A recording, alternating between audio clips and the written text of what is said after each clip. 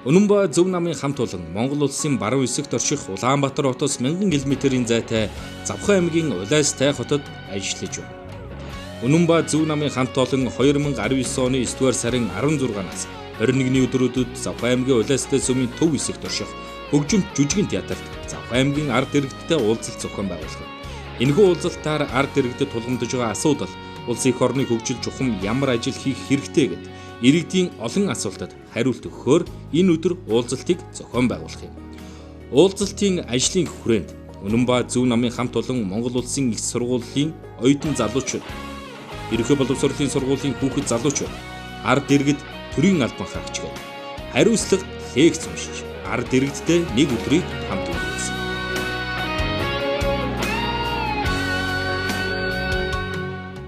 Дүнгэн данган явсаар угаад их сургуульд орсон. Нөгөө арын шингасаа салахгүйсэн чинь их сургуулаа олигтой төгсөөгүй. Олигтой төгсөөгүй ч ажил олдохгүй. Тэгээд айлын нэг охиныг панаалтаж аваад суудсан. Хоёр хүүхдээ болцсон. Эхнэр нь хэлсэн ханаа одоо арих ухаан болоо. Яригч болчиход байгаа. Англиан бодлоо байна. Чи намайг найз тогтохгүй болохгүй юу? Ингэж явсаар байгаад эхнэр нь өгөнд орохгүй болохоор ухаарлын тул хоёр хүүхдээ аваад гэрээсээ явцсан.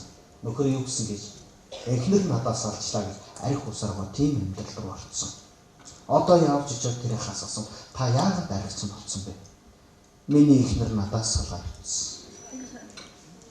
Хүүхдүүд нь том болоод ааваа та надад туслаач гэх. Аав нь тусалж чадахгүй. Аавыг чи ингэж амьдарч байгаа. Ээж чинь буруу. Намайг хайж явсан. Юу гэсэн үг юм? Арих уусан хариуцлагагүй хүний өмнөөс хоёр хүүхдийн дижих гэж энэ амьдралаа зориулсан тэр эмэгтэй яагаад тэр арчин юм буруутай болт юм бэ? Яагаад зүглээд хөдөлмөрлөөд байгаа хүмүүс чинь буруутай болоод зүгээр мэдж байгаа хүн гомдол мэдүүлэхээр баатар болоод байгаа юм. Яаж юм ч хөгжих юм? Амьдралын төлөө хүмүүс тэмцээд байхад төрөн дэмждэг. Арих уугаа мэдж байгаа хүн хүнсний долоон тараагаад байхад яаж юм усч хөгжих юм? Ямар усыг бүтээх юм? 10 жилийн багш нарын хар авдаг цалин хэдхэн төгрөг амьдралдаа юугаар зарцуулаад юугаар явах юм бид нэг өөрчлөхгүй юм. Ус ч муу гэж болно. Гэхдээ муу тассан муу иргэн энэ усыг байж болохгүй шүү дээ. Гонконгийн ард түмнийг харах та 23 настай залуу хувьсгал хийгээ гараад ирж байна. Харин бид нэр 23 хүрчлээ баархаа мань гэж яваад байвал Монгол яаж хөрчлөгдөх юм? Монголын оюутнууд арчаагүй гэж хэлдэг. Яагаад арчаагүй? Арих уудаг тамигддаг хичээний идэггүй гэж бид дууддаг. Тэгвэл чи арчаагүй оюутны тоог нэгээр нэмжлэхгүй шүү дээ. Арих уудаг оюутан бий байж чадахгүй гэж хэлэвэртэй. Тамиг татдаг хүүхэд нь бий байхгүй гэж чи өөртөө хэлээ л дээ. Бусдын төлөө биш маа гэхэд өөрийнхөө төлөө чи ганцхан сайн зүйлүүдийг хийлээ. Ахын танараас гуйж. Энэ нийгэм чинь өөрчлөгдөе гэвэл энэ сууж байгаа та нар өөрчлөгдөж өөрчлөгдөнө. Энэ завхан хөгжиж гэвэл энэ байгаа ард түмэн хэрсүү болчих хөгжинэ. Бусдаар бурхан гарч ирээд та нарыг аврахгүй шүү дээ. Яагаад бид ийм юмд итгэдэг болчихсон? Бид ахын дүнээр өөрчлөгдөөсэй гэж ахын чин сэтгэлээсээ хүсэж байна. Америкийн нэгдсэн улс гэдэг том гүрний нэг цэнгэлдэх хүрээл нь 60,000 хүний судалтай. Тэр судалтай цэнгэлдэх хүрээл нь бидний мэддэг параолимпийн тэмцээн болсон. Параолимп гэдэг нь хөгжлийн бэрхшээлтэй. Хөгжлийн бэрхшээлтэй иргэдтэй 100 метрийн гүйлтийн тэмцээн болсон. 100 метрийн гарааны шугамд 8 хүн зогссон. 8 хүний нэг нь 2 хөл, 2 гар, 1 гар байхгүй ч юм уу, 1 гар 1 хөл байхгүй ч юм уу, ахыг чинь хийж чадхааргүй, та нарын төсөөлж чадхааргүй 8 өөр хүн зогссон. Харин цэнгэлдэгдсэн 60,000 хүн тэр 8 нь улс улсыг төлөөсөн учраас уухай гэж арилсан. Яг тэр үед буундууд тас хийгээл нөгөө 8 хүн яг зургцсан пянц шиг 1 2 хэмээн маш удаанаар гарины шугамд гүйчихсэн. Гүйжсэн 8 хүний нэг нь унчихсан. Унсан даан бодоод маш чангаар болсон. Харин энэ орилооны сонсоод цэнгэлдэж байсан 60,000 хүн 20,000 тачигдлан хөрсөн. Дахиад одоо юм биш юундаа гүйсэн юм муухай орилдог гэж. Яагаад тэр хүн орилсон гэж? Би бүхэл бүхнийг улсыг төлөөлж ирчихэд урагдаж чадсан унчлаа гэж ойлсон. Харин энэ цэнгэлдэгт инээлдсэн хүмүүсийн чимээг сонсоод төрүүлж явсан долоогийн нэг нь гинтхэн зогсоод эргээд явсаар хаад нөгөөтг дээр олчоод нөгөөтгөн босгодол дээр орох ноцолсон. Цэнгэлдэгт байсан хүмүүсийг ихэнх нь хөхөрлөсөн. Ахир дутуу юм гэж нэг-нэгийг нь босхын гинэ гэл. Ийм муухай чимээ сонсогдох үед төрүүлж явсан зургаа гинтхэн зогсоод эргэж зургуулга явсаар хаад нөгөө хоёрыг өргөсөн. Харин энэ үед цэнгэлдэгт нэг ч хүн дуураагүй. Хичнээн цугцаа өнгөрсөн бүүн нэг л мэдсэн чинь 8 хүн наймалаа. Барин шугам дээр атсан. Алтан медаль авч ирсэн. Ах нүүгээр юу хэлэхэд байгаа гэж. Тэдгээр хуралдсан 8 хүний биеийн дутуу байсан байхгүй юу? Гэхдээ нэг-нэгийг хайрладаг, нэг-нэгийг мөрөвддөг нэмжин сэтгэл нь бүтэн байсан. Өнөөдөр бидний бие маань бүтэн чиглээ, сэтгэл маань дахир дутуу болчиход байна шүү дээ. Тэгээ яаж энэ усг өгчих юм бэ? Яаж угшаа явах юм? Нэгнээ хайрладгүй эв нэгдэлгүй үндэстэн ард түмэн энэ дэлхий дээр хүчрэг болсон түүхийг ах нь уншаад олоогүй. Харин нэг боддог эвдээ ард түмэн нийлээд ирсэн цагтаа их гүрнийгсэн дийжсэн аваа түүхийг би мэднэ. Монгол өөрчлөгдөх ёстой. Тэр өөрчлөлтийн нэхэл нь дүүнер учраас, та нар учраас бид нэр хамгийн дөрүүлээд энэ Завхан аймагт хийж байгаа уулзалтаа сая Мөсийн Монгол Улсын сургуулийн оюутнуудтай дараа нь та нартай хийж. Ирээдүйд энэ улсыг та нар авч явна. Ингэж энэ улс өөрчлөгдөн сайхан нийгэм бий болно. Тэрний төлөө миний дүүнэр галз зогтойгоор тэмцэх ёстой шүү. Энэний дунд дараагийн ямар олимпийн авраг, энэ заалан дотор дараагийн ямар улсын ерөнхийлөг сууж байгааг ах нь мэдэхгүй шүү дээ. Тэр зөрчилдөгийг чи зүрхэндээ анилуул. Сэрдам 48 кг жинтэй. Би бокс ч болно гэсэн. Боли би жижигхэн биетэй багын хүнд ястуулаад өгч мэднэ гэж болцсон болоо. Сэрдам олимпийн авраг. Олимпийн мөнгө дэлхийн авраг болох байсан уу? Үгүй. Сайн муугаар хилүүлээд идэг элбэг дээр багада ийм хүзүүг юм намхан намайг хүн ярихаар шоолно гэж бодоод орцсон бол Монгол улсын ерөнхийлөгч болтлоо явах уу? Үгүй. Ах нь нэг дуу данстай айлын хүүхэд улаан газартай. Би яриад юу болдгийг гэж бодоод би өөрийгөө голоод өгсөн бол өнөөдөр та нарын өмнө гарч ирээ зогсохгүй.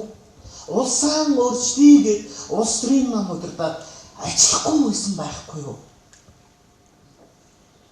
Тэр хүмүүсийн дотор ганцхан бодол байна. Юу юм? Би чадна, би хийх ёстой. Бид бүгдээрээ болно гэдэг итгэл үнэмшил энэ улсыг аварчих. Харин миний дүүнэр тэр итгэл үнэмшил зоглоосой гэж ахын чин сэтгэлээс өгсөж. Эхлээд би аав ээжийн ачийг сан. Багш нарын ачийг харуул. Одоо чи улсынхаа хариуцлагатай иргэн болох гараан дээр биш үү? Тийм учраас миний дүүнрийг тийм сайхан хүүхдүүд болно гэж ахын итгэж байна. Итгэл алдахгүй хаа гэж найдаж байна.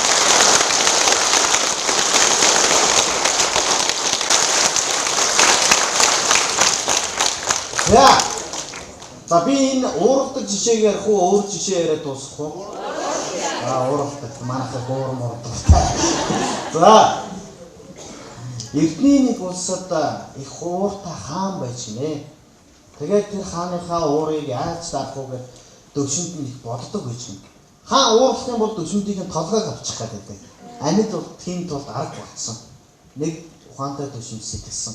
Хаандаа бүгд чигэд өгсөн. Бүгжин дээр юу гэж бичсэн гэж бүх юм төр зурэх гэж бичсэн. Хаан уурлан хаантаа бүх юм төр зурэх таны уур арилнаа гэж хэлээд ойлгуулж. Хаан ч уурлан бүгжин харлаа. Бүх юм төр зурэх. Ахаа жоохон бат тийм ээ төр зураг. Тэгэл маш их амархан тайвширдаг байж хэмжтэй. Тайвшраа яваад байсан. Гэсэн чинь нэг өдөр хайртай хатнууд нь маш муу юм болсон. Ууралсан. Бүгд жаас бүх юм төр зураг. Энэ манай хатнах яг үргэлж. Энэ ягаад төр зураг биш. Тэгээ бодож уураа юунд гаргасан гэж бүгжиндөө гаргасан. Ерөөсөө энэ муу тэний дэвшин хич хэрэггүй юм надад хийж өгч байгаа. Бүх юм төр зурах гэж юу вэ? Бүгж аваад шийдгсэн. Бүгжнийхэн дотор тал нэг үг байсан. Юу гэсэн гэж? Хаантаа энэ ч гэсэн төр зурхаа. Яса. Амьдрал давшгүй хэцүү зүйлүүд санагдаж магадгүй. Гэхдээ тэр бүрийг хүн төр зурх байдаг. Агаад чи бод тэр нь ч гэсэн төр зурх байдаг байхгүй. Хөөе. Чи яах гэдэг юм бэ? Чи яах вэ? Түрүүнээс чи малгай авал та. Яах вэ? Удаан хандаас. Чи ийм маягийн төр зураг гаргаж болно шүү дээ, тийм ээ? Ийм нэг хиндэ оруулахад чи яах вэ? Яг энэ зүрх сэтгэлээсээ уурлаа тэгж өөрийгөө зовоож яах вэ? Амтнаас найс нөхдийн дунд хэрүүл гаргадаг ганц үг байдаг. Ямар үг вэ? Арилчтэй чи. Наа чи гоё биш. Арилчтэй чи. Би юу яасан миний найзыг. Ямар үг гэдэг гэж? Монгол хэлний хичээлдээ сайн хүмүүс бол энийг мэднэ. Дандаан гэдэг үг. Дандаан чи ингэж шогтчих юм. Хизээ би дандаа шогтсон. Чи яхаа дандаан хүн ингэж гүтэлжээд юм. Хизээ би чамайг дандаан гүтгсэн бэ? Багсаа та намайг дандаа ингэж байна. Хизээ би чамайг дандаа ингэж хэлсэн. Та яхаа дандаа ийм сони юм ярьж байна. Дандаа би хизээ ийм сони юм ярьсан гэж. Чи дандаа гэдэг үргэлжсэн одоо цагийн үг хэлэх юм бол үргэлж хэрүүл болно гэж. Харин оронд нь ямар үг хэлж яах вэ? Сая одоо миний найз сая юм гэлээ. Харин тийм ээ. Одоо юм гэлээ. Тийм ээ гэж. Дандаан гэдэг үгийг чи юунд хэлэх вэ? Магтад дандаан чи надад гоё хоол асарч өгч байгаа. Нөгөө тийм бид ахаад нэг хоолчтой юм бид. Магтад багшаа та намайг дандаан гоё тусгайч авч үздэг шиг. Харин тийм ээ миний шав. Энэ бичтэй ингэж бид хандгаа өөрчлөх ёстой гэж бодож байна. Тэгээд өнөөдрийн энэ лекцийг зохион байгуулахад маш их том тусалцаа үзүүлсэн. Яг одоо утга учир болсон Завхан аймагтан бол мундаг бас бүтээн байгуулагч. Бацаахан дарга төрийн түүх их гоё юм. Би хөдөө аж ахуйн сургууль албаны дарга байхад Бацаахан дарга хаан банкны дэд ерөнхийлөгч байлаа. Тэгээд тэр үед би тэр оюутны кооперативын картыг нээлтэн дээр уншиж би лекцэн сонсч байлаа. Та нарт гайхалтай лекцээ хүргэсэн болов уу гэж би мэдэхгүй байна. Тэгээ миний нэг амьдралын би замж яриад байна шүү дээ. Яг тэрнтэй адилхан Бацаахан даргын бодвол амьдрал тийм байсан гэж ярьж байсан. Тэгээ би тэрнээс хойш бараг 7 жилийн дараа энэ хүнтэй уулзж байгаа. Тэр үед байсан Бацаахан гэдэг мундаг хүн эвдрээгүй байгаасай гэж өчигдөр итгэл өгдлөөр ажил дээр нь орсон. Яг тэр хിവэрээ сууж байсан нь бол надад бас том баяр байсан. Тэгээд мянган багшаас би захидал хүлээж авсан, бүгдийг нь уншсан. Тэгсэн чинь тэр дотор нэг өгүүлбэр байсан гэсэн. Юу гэсэн гэж? Бацаахан дарга таавхан гайгүй л ажиллаж байна. Даанч та ардсан намын хүн юм даа гэж. Агуу фотосүрлийн сэхэдэн тийм үг бичиж. Энэ бас яаж хөгжнөө. Ишээ миний дүүнэр нам улс төрчин цаашаа Монгол гэдэг ганцхан ярих шиг байх ёстой. За ингээд Бацаахан даргаагаа энэ энэ дээр дөрж байна. Тэгээд лекц зохион байгуулсан чинь маш их баярлалаа.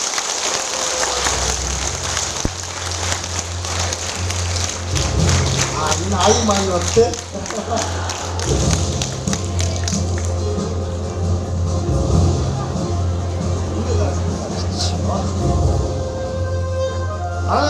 Энэ хөгжимч амар мэдэрч ай май би ийм тавиараа гэж хэлдэг байхгүй. Оронд нь алгадаа шиг тавиараа гэх. За ингээд баярлалаа. За тэгээд миний дүүнэр Одоо энэ лекцийг зохион байгуулсан энэ Бацайхан дарагтаа маш их баярлалаа гэж сайхан цагтлаан бичнэ. Тэгээд би Бацайхан даргаыг ирсэн учраас шууд өдөөсөн нэг юм хүснэ. Тэр юу юм гэхээр энд бичсэн хүүхдүүдийн загтлыг уншаад хамгийн гоё загтал бичсэн хүүхдэд одоо ямар нэгэн шагнал урамшуул тийм ээ. Тэр шагнал урамшуул нь яадаг эргэжил аймгийн засаг даргын сангаас тэр хамгийн гоё загтал бичсэн хүүхдийг нэг жилийн төлбөрөөр даая гэдэг ч юм уу яадаг ч юм тийм гоё юм та бодоорой. Тэгээд хамгийн олон загтал бичсэн ангийг тодорхойлох хэрэгтэй. Тэгхийн бол хэлээ би энэ тэнцний хүн мэдэрчээ. За ингээд Бацайхан дарагтаа баярлалаа.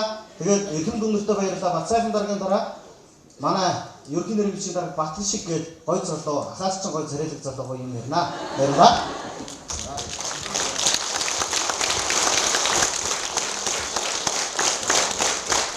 За сайн байцгаана уу? Сайхан намарт цааж байна уу? За юуны өмнө бас захын нутаг төрөлцөн ирж манай хүүхэд болчуудад их сайхан ухаарлын лекц уншиж өгсөн Атганбаатартаа баярлалаа. Та бүхний алдар ташилдаг чанга байгаа учраас би та бүхэнд их таалагдсан юм байна гэж ингэж ойлгож байна зү. Лекц таалагдсан уу? За. Ер нь нутаг орон хөгжин гэдэг бол өндөр байшин барьсандаа эсвэл ахтар том одоо үйлдвэр байгуулсандаа ч гэдэг юм уу тийм ийм материалын зүйлдээ байдаггүй. Хамгийн чухал зүйл бол хүний хөгжүүлсэндээ байдаг. Хаана хүн хөгжиж гин үү?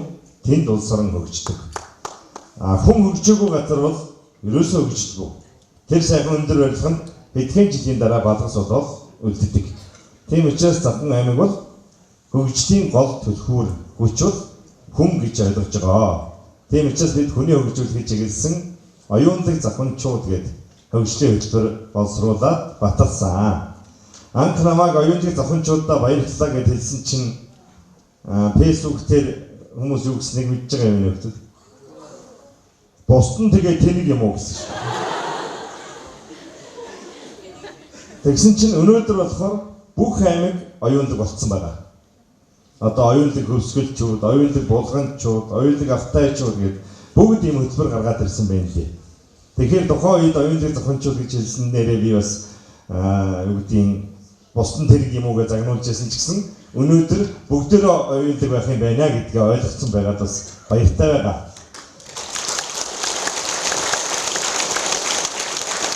Тэгээд манай аймагт бас гадна дотноос зөндөө олон хүмүүс ирдэг.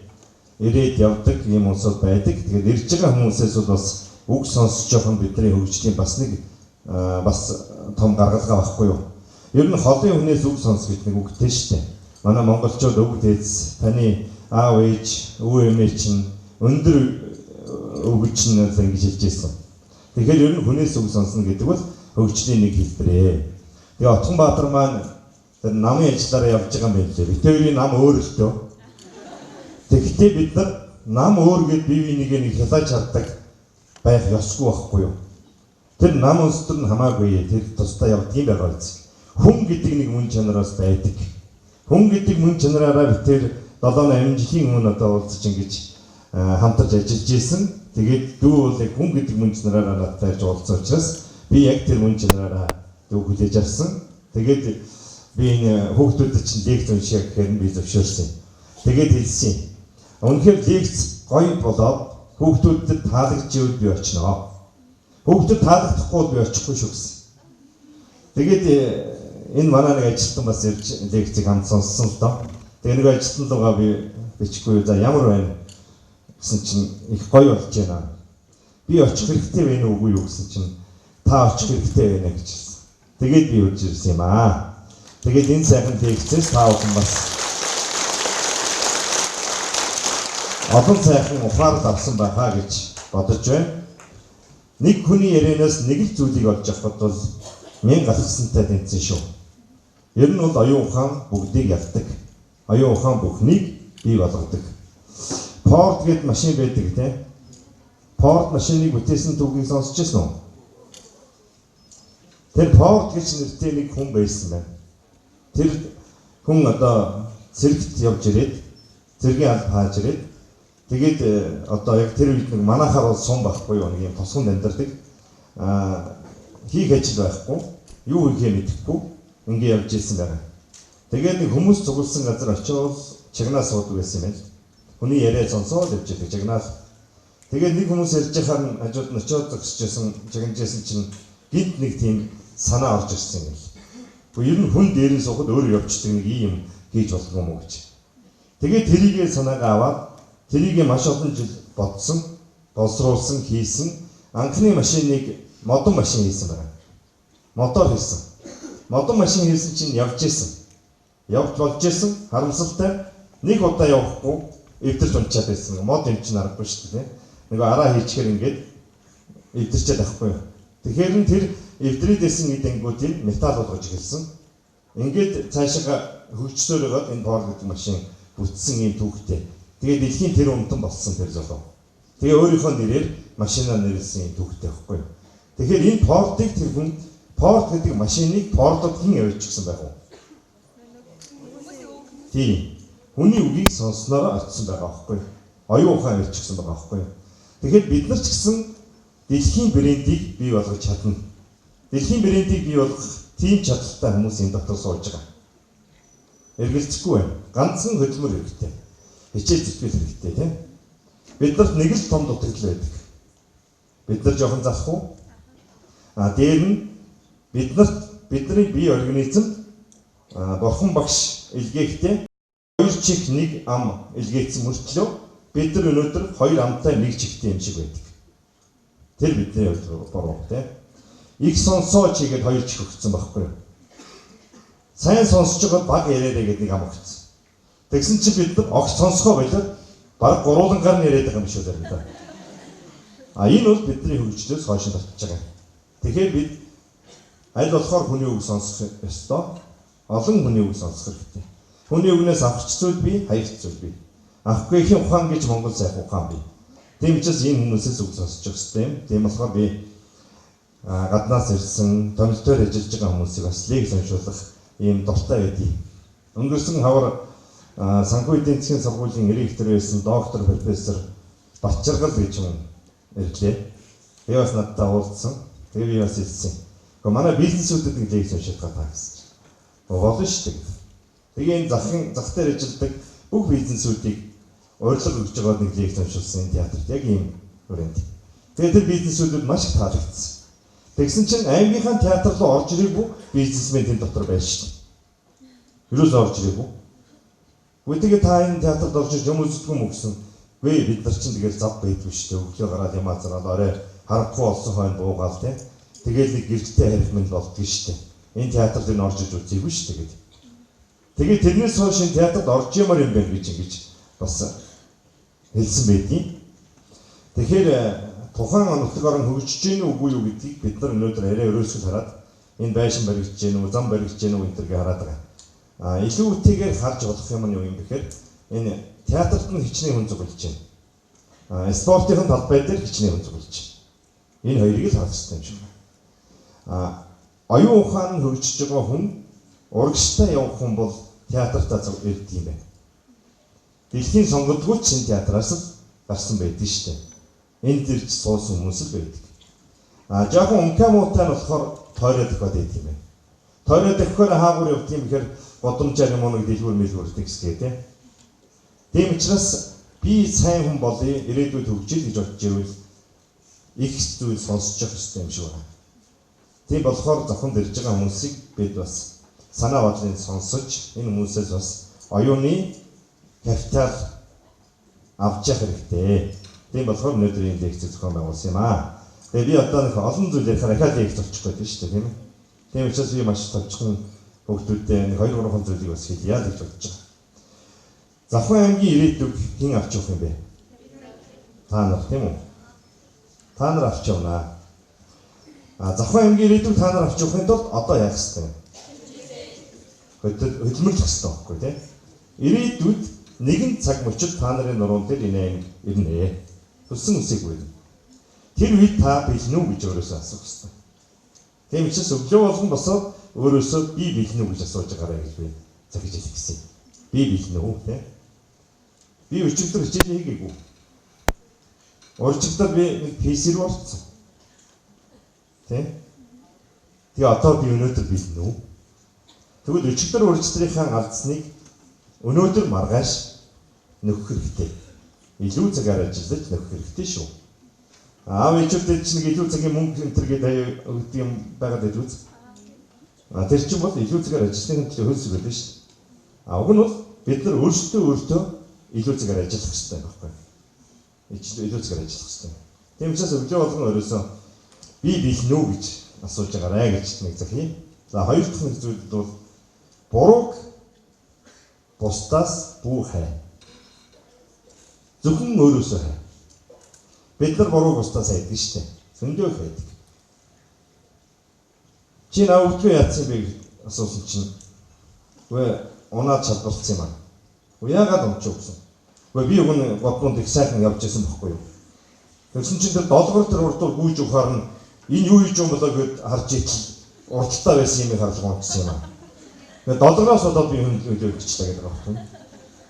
Тэгэд заавал нэг буруутай хайгаад байдаг. Хин буруутай байж болохгүй гэд. Энэ гэхээр эн чинь хөгжил биш. Тааж өгчихгүй. Энэ ч өгчихгүй тийм. Зарим хүмүүс нь тэгээд идэг шүү дээ. Одоо энэ ихтэй сургууль төгссөн хүмүүс би өгнөстэй янзын сайн байсан юм аа. Тэгээд ажилд орох гэхээр намайг ахгүй. Тэгээд арай хаахаар аваад.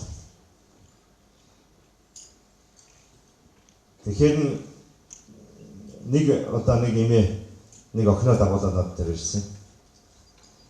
Сургууль төгссөн. Тэгээд имээ тэгэхгүй юу. Манай хүүхдүүд нь их сайн төгссөн.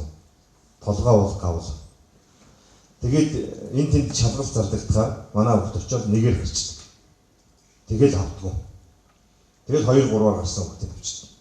Үгүй энэ ари хаалга гэж зам авч байна. Ингэж байна. Тэгээд хүүхдэд дагуулсан юм хам. За хүүхдэд оруулаад ирлээ. Тэр эдийн засгийн сургууль төгссөн хүүхдээс. Эдийн засгийн чиглэлээр. Би бас нэг эдийн засгийн хичээл зааж байлаа шүү. Тэгээд би нэг жижигхэн кейс бичиж өгөхгүй юу. За таны хүүхд үнэхээр гайхалтай юм уу гүм үү гэдэг би одоо шалгацъя. Олон одоо шалгалтанд орвол дандаа нэгээр гардаг бол нэг энийг бол хийж байна. Энэ бол их сургуулийн 1-р курсын оюутанд л өгдөг юм кейс байгаамаа. Гэт нөгөөдхийг бичиж өгөөд тэнд суулгалаа. За чи энийг хийгээд. Тэгсэн чинь нөгөөдх чинь хийдгүү дээ. Үзгээ аваад нэг өнгөөл, имэйл үгэнийг хараад, над руу нэг хараад тэгэл л жоохон сараачих юм. Тэгэл үзгээ өнгөх юм. Тэгээ юу ч хийгээгүй. Тэгэхээр би тэр хүүхдээ загас. За чи ийм юм хийж чадахгүй ч их сургууль төгссөн гэж юу яриад байгаа бэ? Чиний тэр шалгалт өгөөд нэгээр гардаг чинь бодлоо байна. Гэсэн чинь нүүр нь улаахгүй. Тэгэхээр за чи яг үнэ хэлчих. Гэсэн чинь толгой гойлээд хотлаа гэж. Тэгээ чи яагаад эмээдээ хотлаа яриад байдаг юм? Би шалгалтанд унтсан гэж эмээдээ хэлдэг юм биш үү? Нэгээр гарцсан гэж хэлдэг байхгүй юу? Тэгэхээр тэр хүүхдийн энэ кейсимаас харах юм бол буруу бусдаас хайгаад байна шүү дээ. Би нэгээр гарцсан. Тэгээд энэ аваагүй, тэр аваагүй гэдэг ингээд хайгаад байна шүү дээ. Тэгэхээр энэ үнд ажил олдохгүй байхгүй юу? Харин түүний оронд би энийг хийж чадахгүй байгаа нь миний буруу. Тэгвэл би энэ буруугаа өөрөө засъя. Би энийг хийдэг болъё л та. Тэр нэгээр гараад төрүүлээд ажилд орчиж байгаа хүүхдээс би яагаад дутуу байгаа? Юу гараад дутуу байгаа? Тэр дутуу юм аа нөхөлтэй гэж өөртөө дэмжих хэрэгтэй байхгүй юу?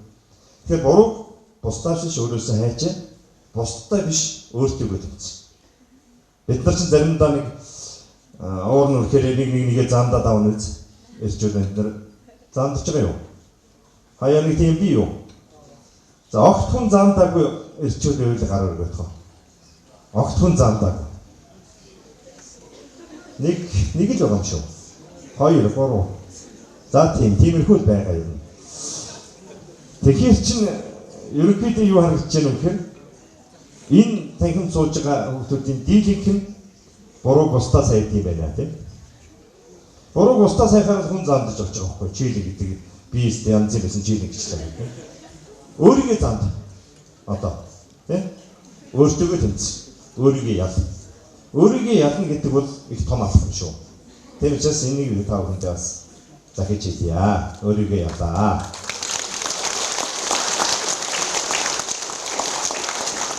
Гурав дахь нэг хэлэх гэсэн санаа бол та бүхэн маань нийгмийн одоо харилцаанд тодорхой хэмжээгээр оролцож явах хэрэгтэй байна.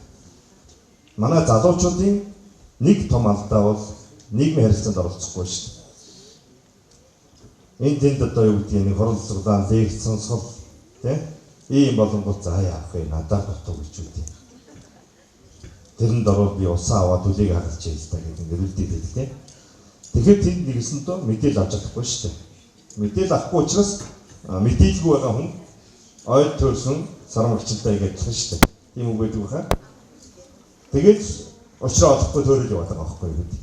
Хайрын сайхан залуу насаа, хайрын сайхан алтан цагаа ойд төрж өнгөрөөгөө тэрэггүй шүү дээ. Тийм учраас мэдээлэл сайн аваа.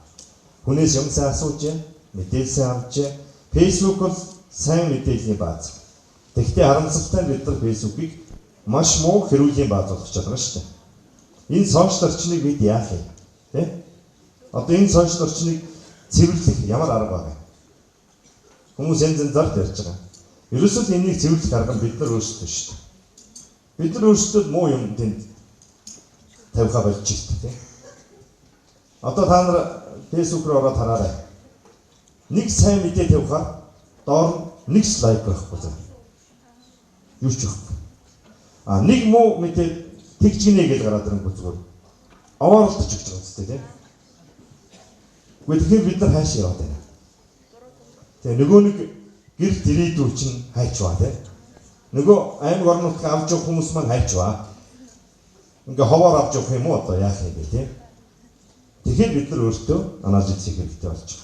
Тийм учраас их нийгмийн харилцаанд их зөв орч, бусдад их зөв үлгэр үзүүлэх. Үлгэрлэн мандайлах гэдэг юм байна. Одоо та нар мандайлагч хүн үү? Хүн шүү дээ тийм. Одоо энд 11-12 байгаа юу? Дандаа 12 юм уу? Өө тийм үү. Та нарыг одоо 11-ийн ч харж байгаа, 9-ийн харж байгаа тэр бүх хүүхдүүд харж байгаа шүү дээ. Та нар яаж явна уу? Яг л тэр хүүхд дагна. Тийм. Та нар годмон шүлсэн хаявал тэр хүүхдүүд хаяа. Та нар годмонд байж байгаа нэг хогийг аваад цаашаа явуучвал тэр хүүхдүүд хог аваад байна. Тэгэхээр бид нар энэ алхам бүртээ бас мандайлагч нэг байгаа байхгүй юу? Үлгэрлэн мандайлагч нэг байгаа байхгүй юу? Тэр доотлынхоо үеийн хүүхдүүдийг зөв үлгэрлэлд аваачихын тулд бид нар толгойдоо юм бодох, үйлдэлээ зөв хийх болж шүү дээ. Ухаантай хүн гэж ямар хүнийг хэлдэг вүлээ? Ямар хүнийг ээ? Зөв хүмүүсийг ээ? Өөрийнхөө тэнгийн мэддэг хүн үү? Нэг ийм үг байдгийг. Ухаантай хүн гэж ямар хүнийг хэлдэг юм бэ? Тэнэг хүн гэж ямар хүнийг хэлдэг юм бэ гэхээр хилчгээд боддог хүнийг тэнэг хүн гэнэ. Бодцоход хилдэг хүнийг ухаантай хүн гэж хэлнэ гэж. Тэгэхээр хэлэх үгээ бодож хэлдэг хүнийг л ухаантай хүн гэх юм байна. Тэгэхээр бид нар энэ уурга тархиндаа боловсруулалт хийх хэрэгтэй байхгүй юу? Ерөөсө хэлж байгаа үгээ бодохгүй чинь гэдэг бол энэ уурга тархи чинь зогсчихж байгаа гэсэн үг байхгүй юу? Ажиллахгүй шүү дээ.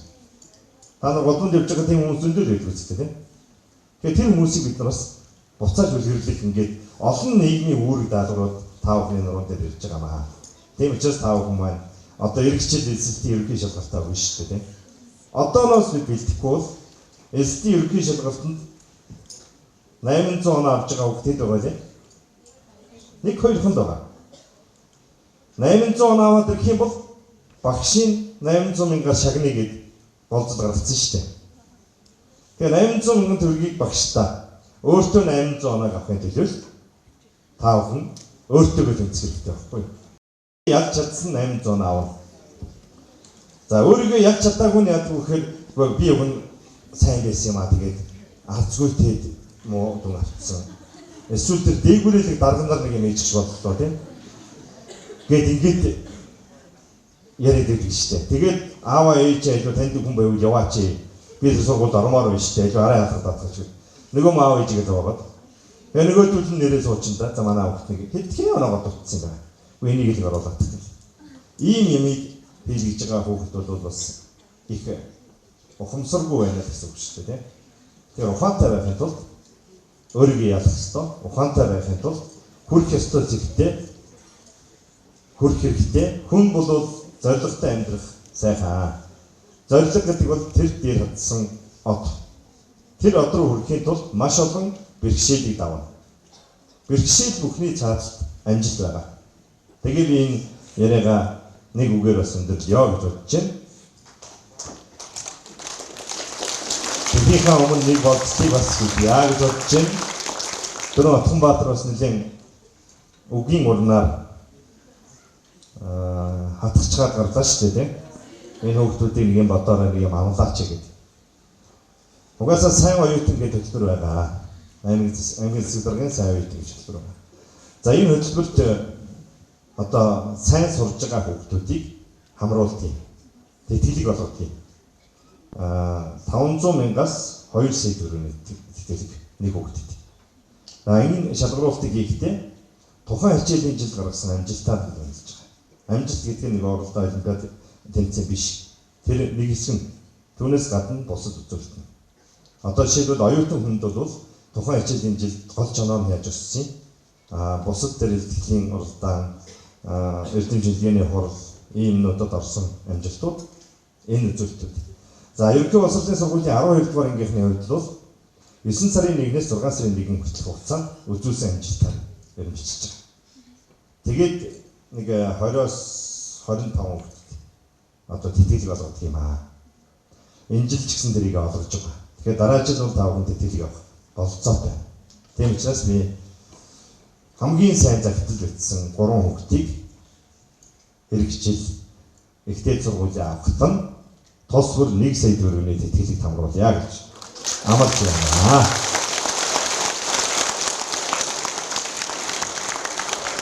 За тэгээд та бүхнээсээ бас нэг зүйл хүсэж байна.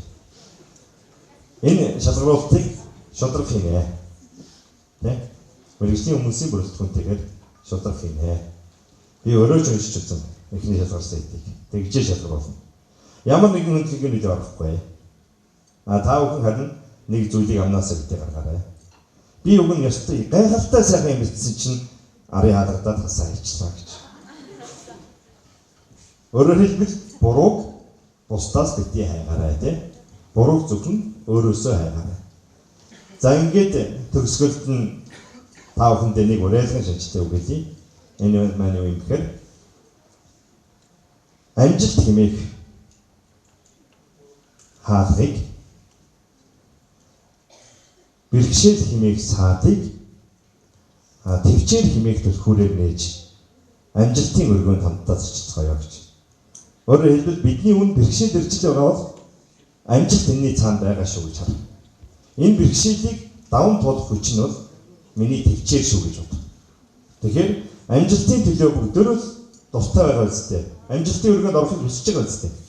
Тэгвэл амжилтын өрөөний хаалгач нь бэрхшээл юм аа. Тэр бэрхшээлийг нээдэг түлхүүр нь төвчээр юм. Тийм учраас төвчээр хэмээх бэрхшээл хэмээх хаалгыг төвчээр хэмээх түлхүүрээр нээж амжилтын өргөөнд хамтдаа зочилцгоё гэсэн яриагаа өндөрлөж байна.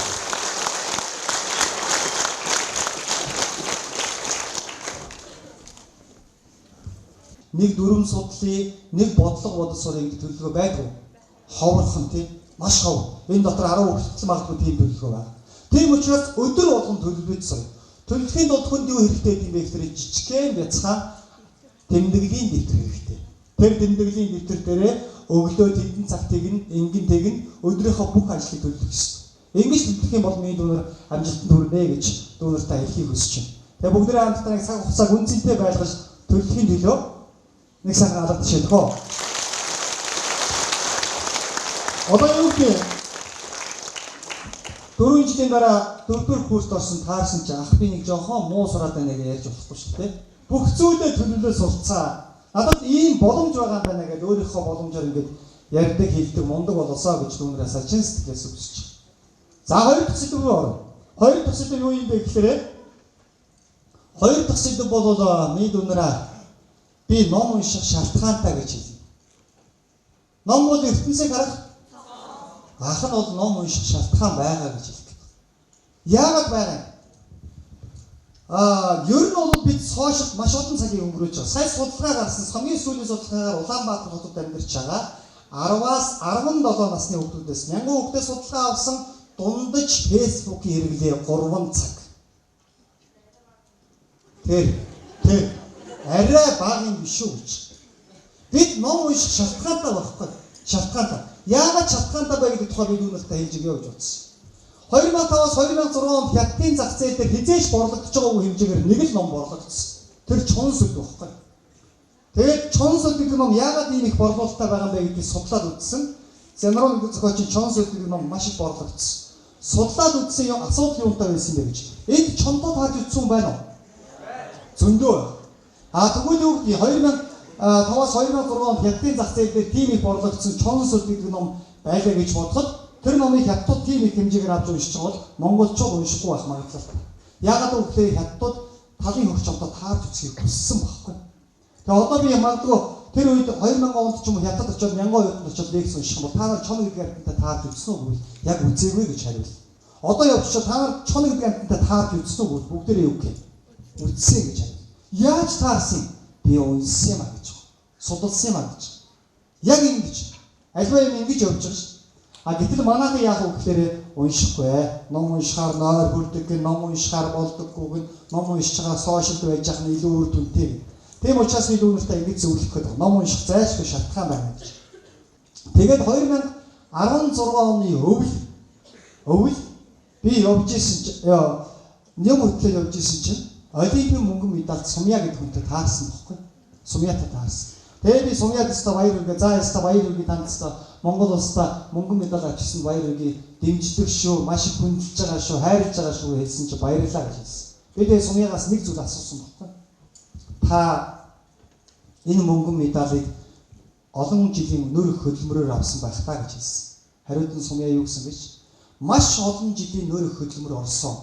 Гэхдээ яг мөнгөн медалийн төлөөх барилдаан бол миний ном уншсаных байлаа гэсэн. Шоконд орсон. Энэ бүх хүнд ном унших ямар шаардлага байна зүгээр саваад шидэ явж бодлоо юм шиг.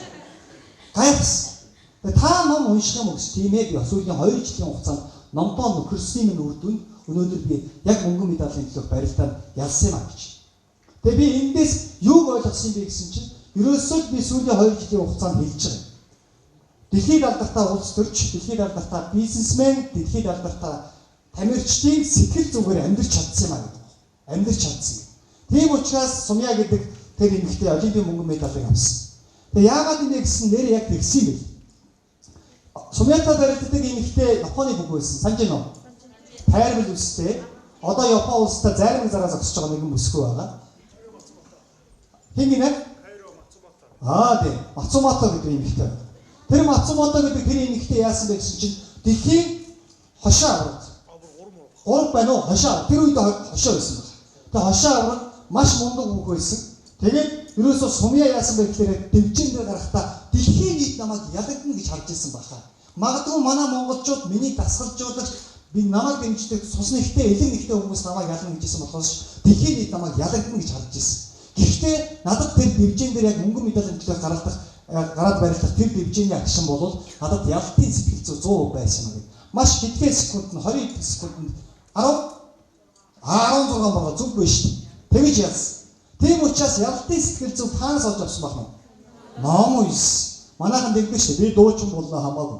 Явхлангийн амьдралаар амьдарч үзье л та. Болно шүү дээ. Би улс төрч болно гэхдээ ном хамаагүй. Хөө юу гэсэн үг юм бэ?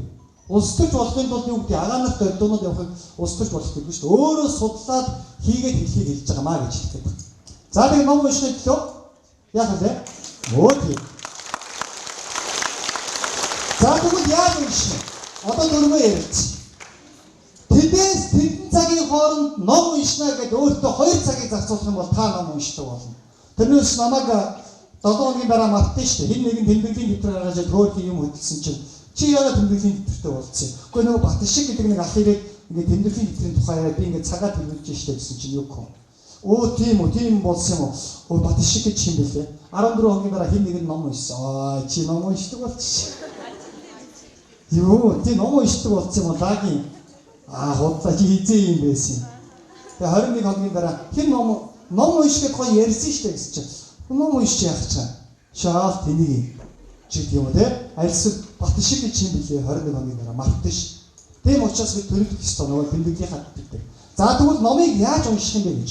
Нэмэгнээс нь зузаанлуу гэдэг технологи өгсөн.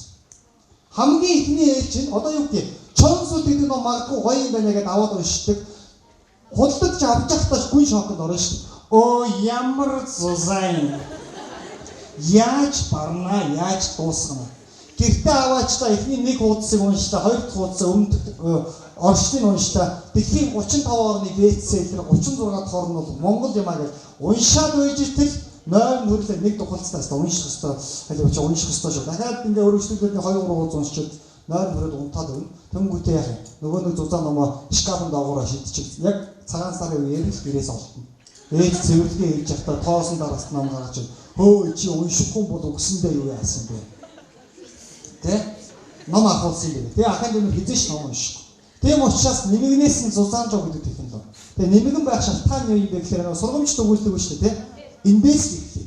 Эндээс эхлэх ёстой. Сургамжт өгүүлдгээс эхлээд за тэгээ цааш нь юу гэдэг нууц товч байгаа бүтэн уншаад тэгээ нууц товч байгаа бүтэн уншсан бол ямар нэгэн байдлаар зузаан хуудастай байна, хуудас олонтой байна гэж харгалзахгүйгээр уншаасаа гэж ахна үзчих.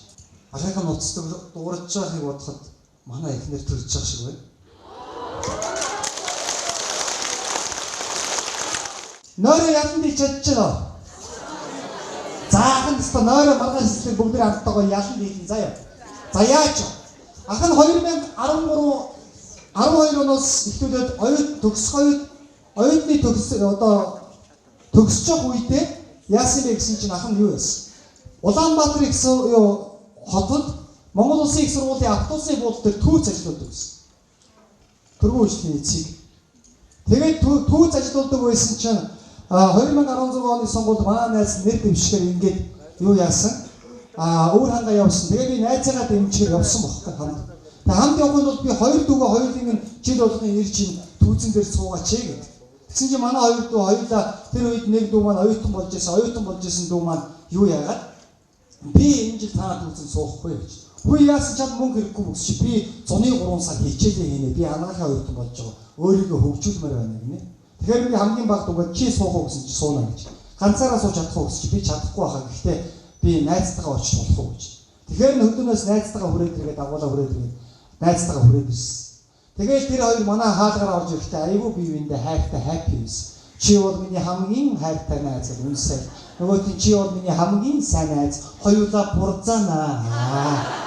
Өдрийн 10,000 төгрөгийн салентай, сарын 300,000, 3 сарын 900,000 төгрөгийн салентай. Ийм байсан. Тэгсэн юу болсон бэ гэсэн чинь 7 хоног явхад уг гайгүй байсан. Өглөө босоодсэн. Манай тууц өглөө 7 цагаас орой 12 цаг хүртэл ажилладаг. Ер нь бол 6 цаг 30 минут унтна гэсэн. Манайх тэр түүцтэйгээ их ойрхон байсан л та. Манай гэр. Тэгсэн чинь 6 цаг 30 минут унтна. Эхний 7 өдөр гайгүй байсан. Манай дүү яахад багасаа хөдөлмөр хийгээ сурцсан. Ер нь бол боломжийн босоо яваад байсан. 18 хоног сонгуулийн ажил дээр явж байгаа сар шихүү болж байгаа гэртээ буцаа хүрээд ирсэн. Хаалга нүдсэн төрсөн дүү онгоолгож чинь урдаас хялс гэж. Хүчи яага ууралцсан гэсэн чинь яагаад ч үгүй. Яг юу болсон хэлээчтэй та хоёр зүгээр үү гэсэн чинь энэ ёстой хааш та алмаас байна. Найзгаа хүч чи юу яриад байгаа гэдэг. Тэгээ найз дээр нь очиж та мэдүү зүгээр үү яасан гэсэн чинь танад үчи ёстой хааш та шоломоос. Тийм юм яа. Та хоёрт ямар проблем үүссэн бэ гэсэн чинь өглөө босох проблем гэж. Манайд босоод уртсан өглөө болгон босоод нөгөө чинь 6 цаг дуудна нөгөөдхөнс ирэхгүй сүултээ хөнчлийн гутаад нь ингэн тэгин явсаар байгаа. Тэгээд бараг одолтхон шахуу болоод хэрэлдэн. Тэгээ айлын одон дээр хөхөрч. Яг яац та хоёр зодтолцсон юм гэж чи үгүй наадах чинь түүзэн дээр очиж суун яг хөрөлтний ард сандал дээр суун хаалга онгоогоод нэгдээ түн орж ир тав цогцсон шүү дээ. Хөрөвчний булан мөрөгдсөн байна. Ийм аимшигтай болсон. Би энийг ч биш ойлгож сонирн болоод нөгөө дүүд чинь нойроо ялан нэг тухай зааж өгч шүү. Тэгээ би өөрөөс асуусан. Ахын дүү хэдэн дүүтэй вэ гэсэн. Олон дүүтэй л сонсогдож ирсэн. Ахаа би 5 дүүтэй шүү гэсэн. 5 дүү чи Улаанбаатар хот руу явход чи юм загсан чамайг ажил хийлээ гэхэд чи гэсэн чи. Тавуулаа хичээлийн хэрэгсэл цүнх цагсаа бат шиг ахаа гэж. Тэгээ чи наатаа яаж авч очих юм гэсэн чи. Танаа түүцэндээ ажиллаа. Урдаас. Тэг чи чадах юм уу гэж би чадна. Тэг аав чи юм загсан, ээж чи юм загсан гэж чи аав ээж хоёр юм цагаа. Гэхдээ би аавтаа гуталтай ээжтэй зөвхөдөө очно гэж бодож байгаа. Чи наад мөнгөө яаж олох гэж байна? Танаа түүцэн цуугаад. Тэгэхээр би тэр дүү хэлэхгүй юу? Өглөө болгон сэрэгтэй сэрүүлэгний дуутай хамтдаа 5 дүүгээ бодож сэрээ гэсэн. 5 дүү чи чамайг бүлтийгээд хүлээж гэртээ анаа ажил хийгээ зөндөө их мөнгөтэй болоод маш гоё юм авчирна гэх. Цүнх хичээлээ хэрэгсэл авчирна гэх. Яг ингэсэн маргааш өглөөнөөс нь эхлээд энэ хүүхэд яасан? Өглөө 6:30 биш 6 цаг босдог болсон.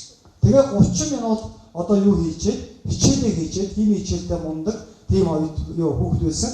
Тэгээд хими хичээлээ хийчихэд хоёр бодлого бодчиход одоо 6 цаг 30 минутанд зөрүүлээд манай дүүг дууддаг болсон. Өө явъя. Түүцээ онгоолго явъя. Тэгээд би дүүнэртэй эндээс юу хэлэх гээд байгаа юм бэ гэхээр өглөө болгон яах нь вэ? Зорилгоо бодсоо заяа. Миний дүүнэр хэнийг л сурж байгаа вэ?